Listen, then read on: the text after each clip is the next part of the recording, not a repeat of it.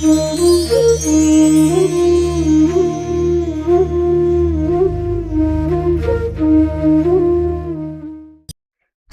निभवतोय, सगळ्या जबाबदाऱ्या निभवतोय, पण आपण स्वतःला विसरतोय का? घर, काम, जबाबदाऱ्या सगळंच तुमच्यावरती आहे. अगदी ताप असतानाही काम करणं असेल किंवा मदत मिळत असूनही त्याला नकार देणं असेल.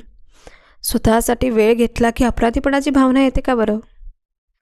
तर हे जे आहे ह्याच्या बाबतीत रामदास स्वामी 37व्या श्लोकात काय म्हणतात बघूयात. 37वा श्लोक असा आहे, सदा चक्रवाकासी मार्तंड जैसा, उडी घालितो संकटी स्वामी तैसा, हरिभक्तीचा घाव गाजे निशाणी, नुपेक्षी कदा रामदासाभिमानी.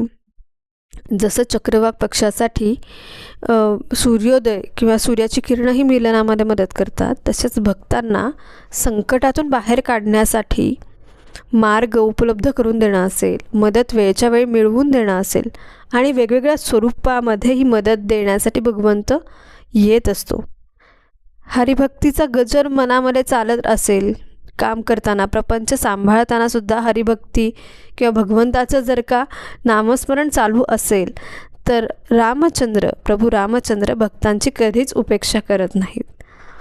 तर जर का आपण स्वतःच्या गरजा ॲक्सेप्ट केल्या नाही तर सांगा बघू भगवंत कसा मदतीला येईल?